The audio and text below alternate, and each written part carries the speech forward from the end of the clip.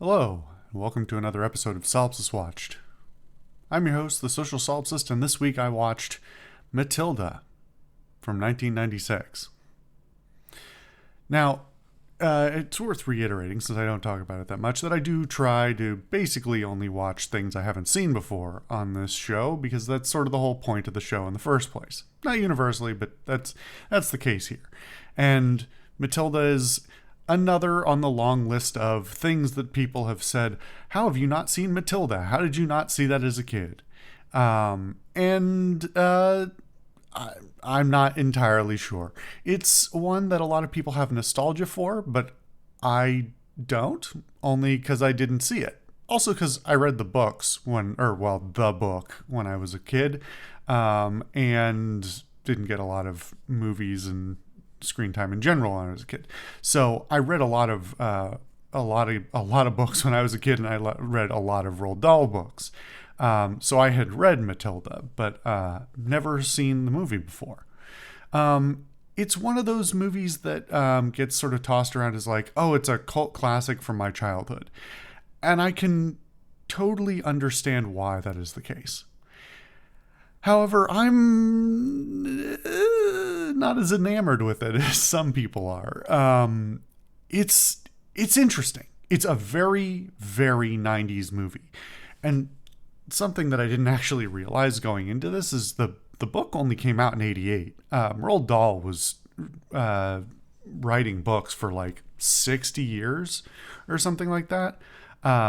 So had quite the array of books over his career, and this was released like the Matilda novel was released like 3 years before he passed away, I think.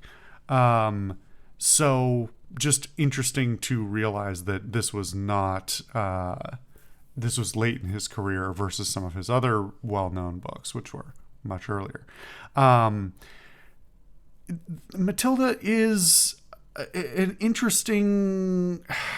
Okay, how do I talk about this? We have to talk about a little bit about the structure of novels for kids, because I had to do some thinking back to start talking about this, and this also refers back a little bit to I think it was last week's video, the Adele Blanc-Sec video, and talking about how to structure cinema versus how to structure other pieces of media, and how adaptation sometimes fails to do justice to the original material. The thing about novels for kids are, because novels for kids still tend to be considered novels when they are trying to now I'm just stumbling over my words. Novels for kids is a whole topic to delve into, because a novel for a kid could be like 10,000 words, or it could be like 50,000 words, or it could be less, honestly.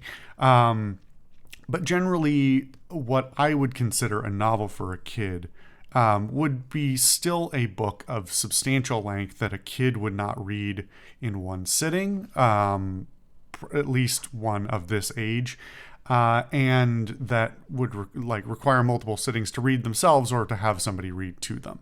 And Matilda falls into this sort of area of novels for kids that has that kind of length, but also as a result has a particular structure to it.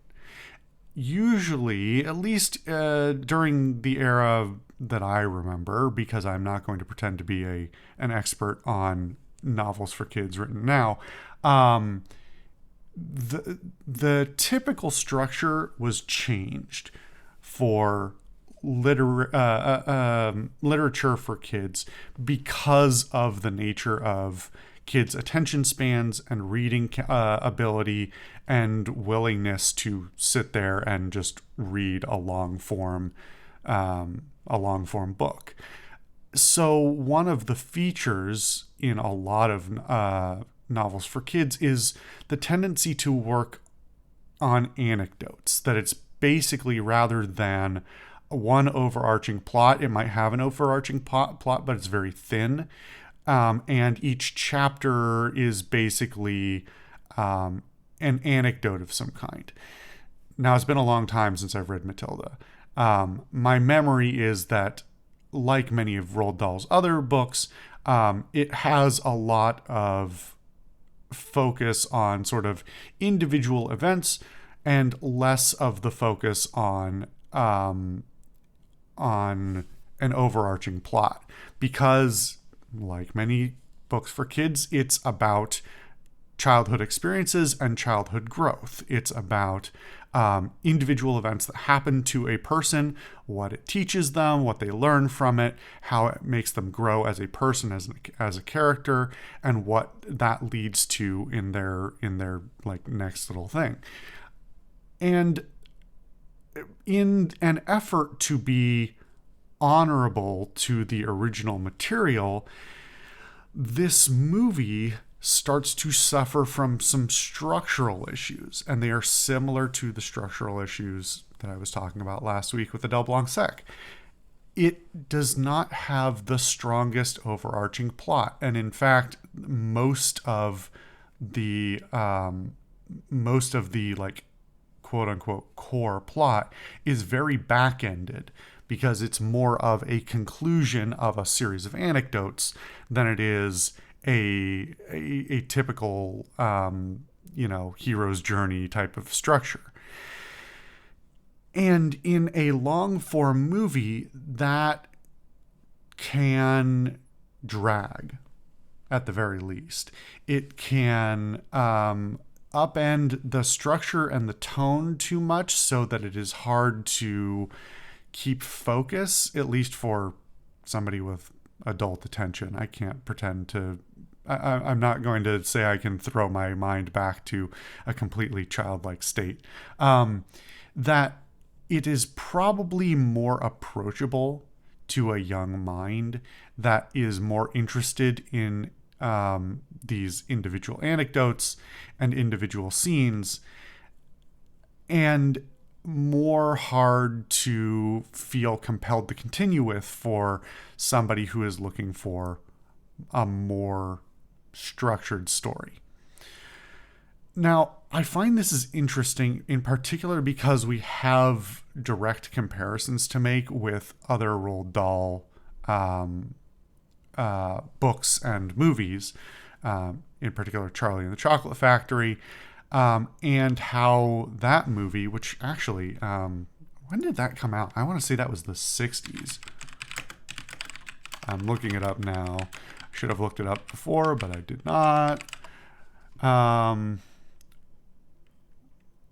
Sorry, not Charlie and the Chocolate Factory, Willy Wonka and the Chocolate Factory, 1971. Okay, so we're forgetting Charlie and the Chocolate Factory.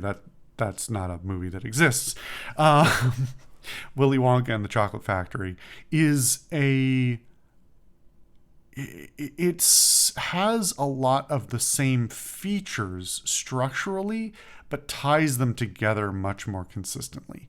Now, it's not really fair to compare this directly because it's a bit apples and oranges. And in addition to everything else, that Willy Wonka and the Chocolate Factory is basically a musical, and that helps to tie scenes together in a lot of ways.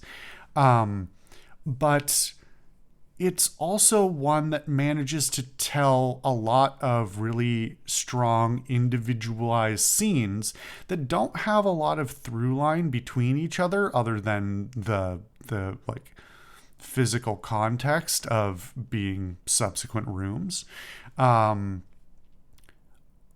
still manages to sort of tell a very clear overarching story about a character who is coming from a certain place and has a certain mentality and proceeds to see a bunch of people from other walks of life behave poorly out of a entitlement, among other things, only to get to the end and have to be sort of faced with some of the the worldly realities of the thing.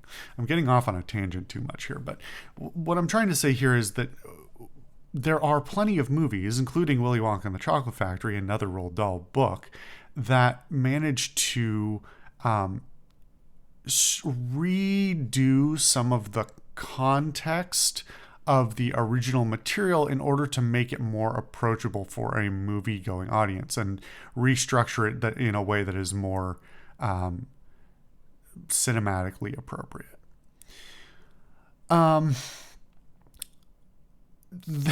Willy Wonka and the Chocolate Factory is always also a very 70s movie, and Matilda is a very 90s movie. And if I didn't have to, if I could mentally separate myself from knowing that it was an adapted property and having certain expectations from a cinematic perspective, the movie is pretty all right. It has a lot of really good features that I think are worthy of appreciation.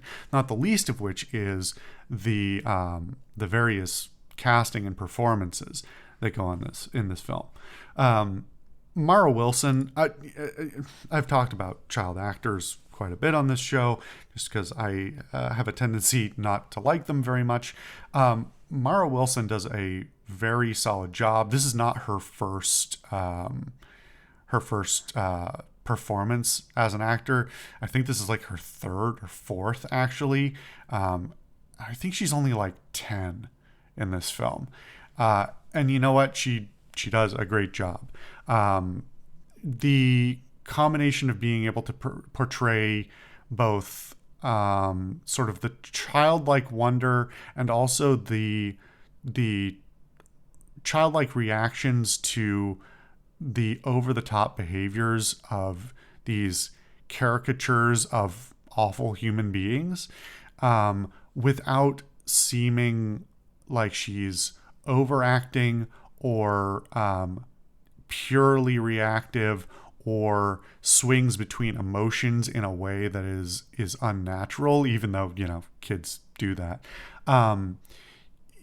She balances really impressively this idea of a child who has had to deal with a lot of things herself that normal kids don't, and who has matured in a particular way and has an outlook on the world that is very mature, but without losing the aspects of a child's mentality. Their lack of understanding of the world, their like naivete and purity in their expectations and wants, and motivations. That's all manages to be consistently captured throughout. And big credit to her, but also credit to the writing and direction to manage to sort of capture that idea.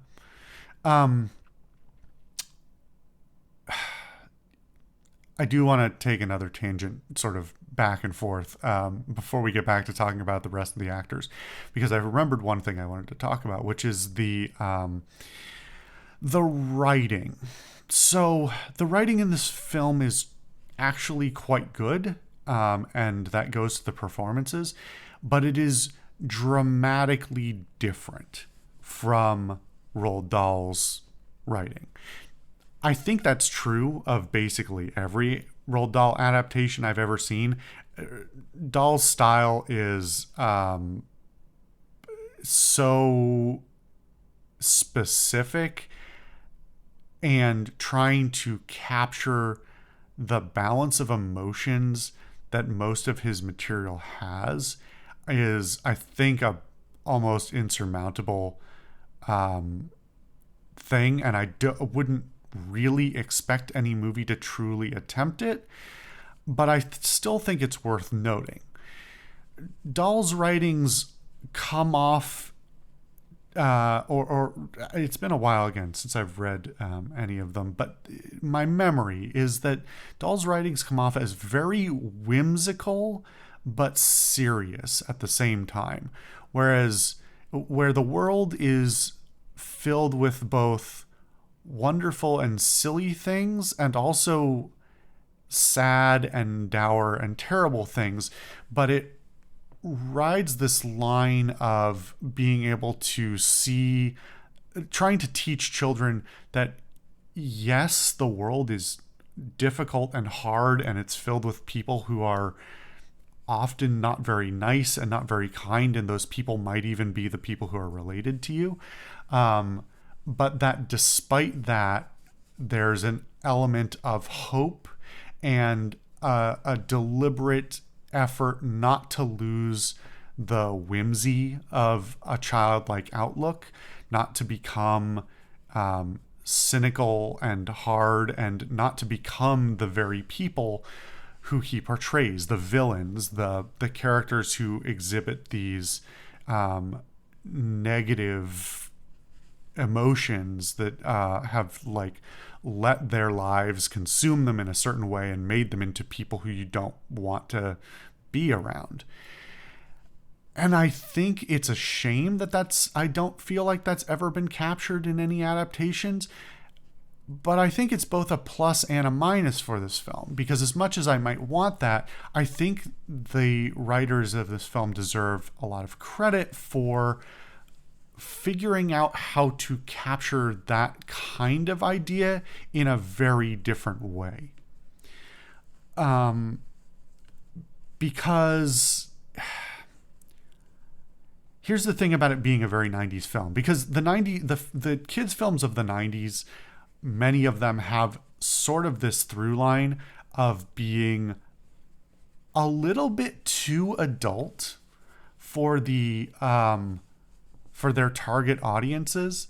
I think everybody who grew up in that era can remember at least a couple of films that came out and they saw and probably gave them some like mental trauma, and they can still have flashbacks to it because the films went too hard and were too honest. And I think this film is up that alley as well. I think if I had seen this film as a kid, it probably would have messed me up in certain ways. Not like, horrible, lasting, long-term kinds of things, but in the same way that that Willy Wonka and the Chocolate Willy Wonka? It's Willy Wonka. Willy Wonka and the Chocolate Factory is like kind of not, it has some scenes that are not very appropriate for kids, and definitely left me with some nightmares for some amount of time. This movie, in its really quality portrayals and quality story and like really good performances, has some scenes that are like genuinely scary. Definitely would be for a kid, and even as an adult are like, oh my god, this person's so awful, and the portrayal of them is like so impressively terrible that, like, despite being cheesy and like way over the top, you still it's like a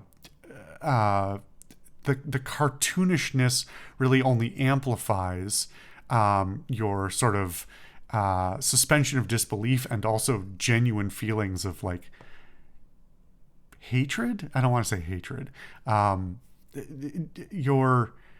Your negative feelings towards these awful villains.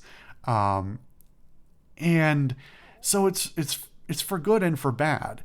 It's a very different approach to showing kids. It's a very different approach to the original novels, to showing kids, hey, the world is hard, but you don't have to, be scared of it all the time. And I think it's debatable whether or not that's appropriate for kids of a certain age, but it's certainly interesting. So to get back to the talking about the acting and the casting, this film is cast really well. Danny DeVito and Rhea Perlman as Matilda's parents is great casting. This is also directed and produced by Danny DeVito. This was like a passion project of his, and I appreciate that this is something he wanted to do, because such a wonderful book. But like the adaptation to work towards the two of them as not being quite in line with Dahl's portrayal of how awful Matilda's parents are.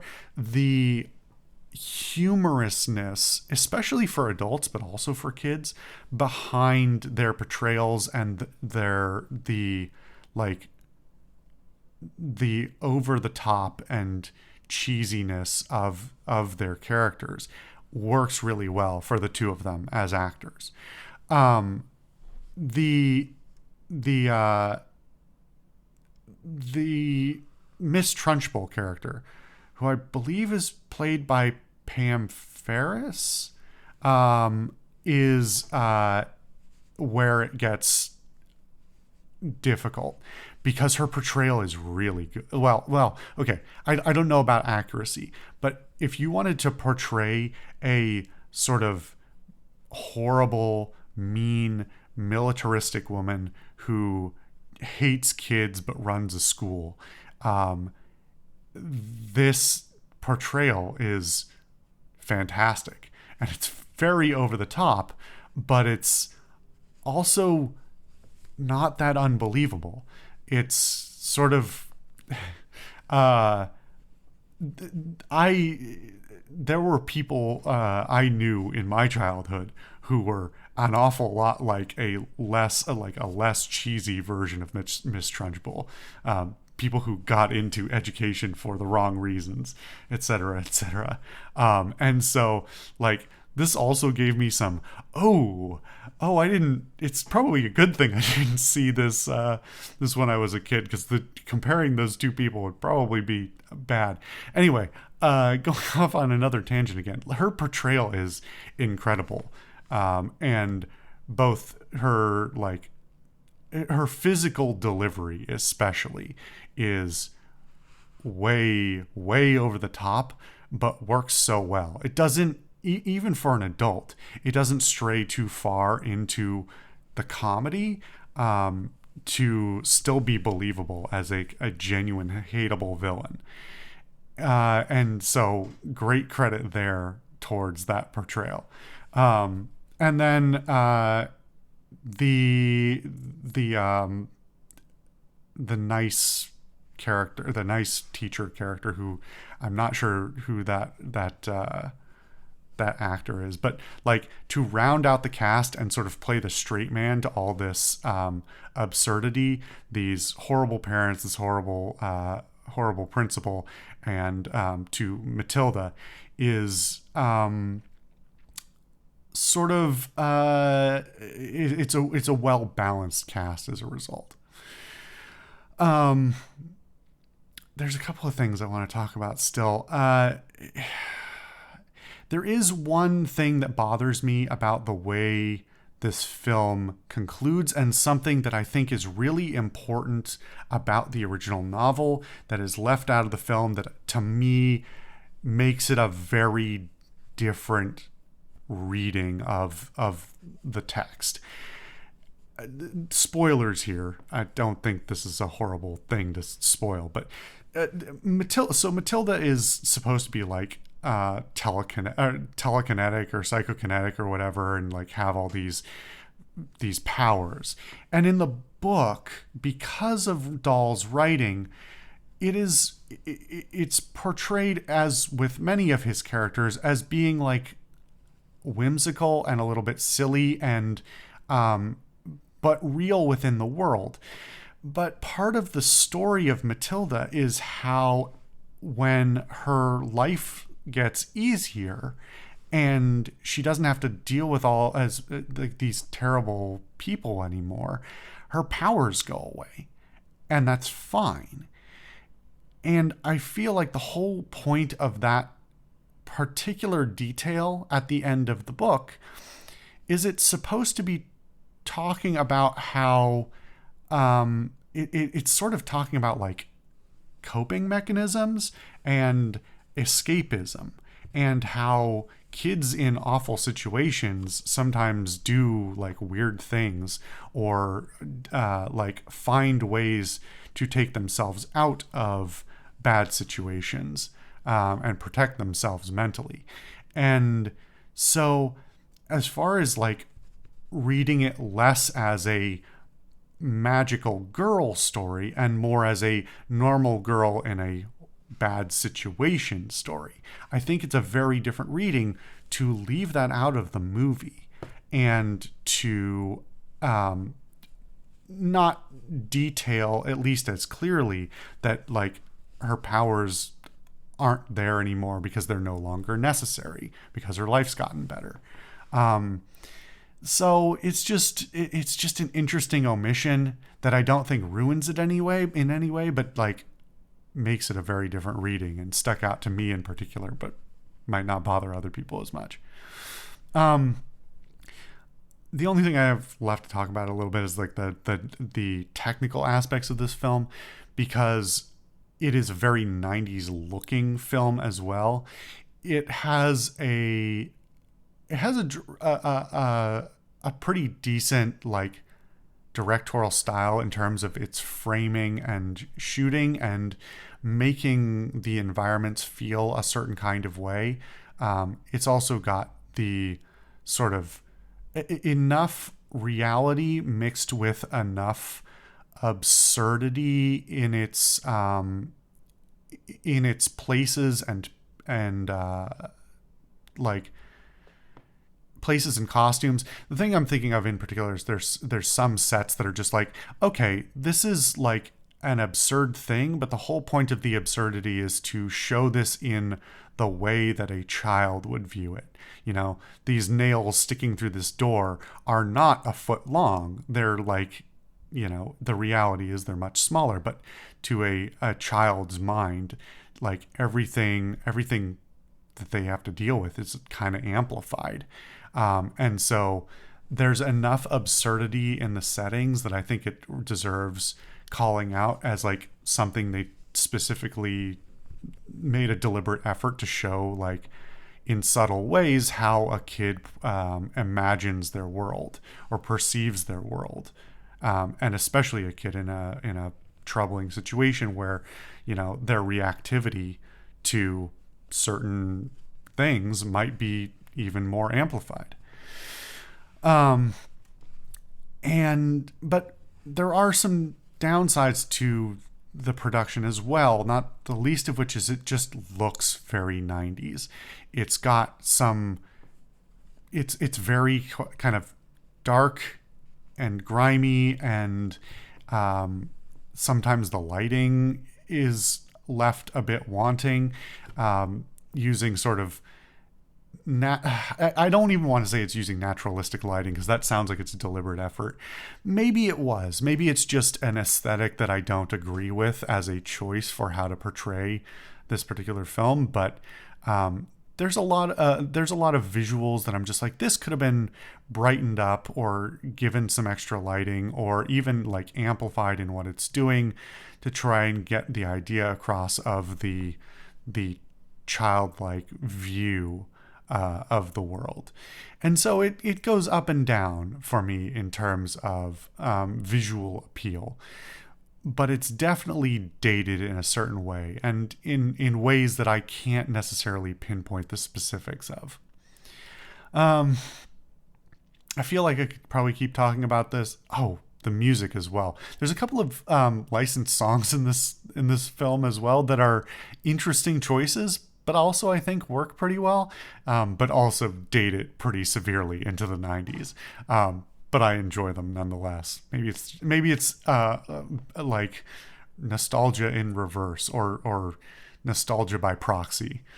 Anyway, the film is not bad by any means, and I think if you can get past like all of the 90s-ness of it and all of the weird adaptation stuff of it and some of the crunchier bits that maybe you could have used some polish but like still kind of work, it's really not bad.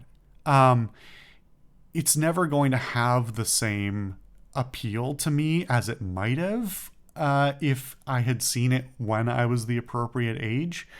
And I don't necessarily know whether I can fairly ding it for that, and whether I can fairly like it less for that.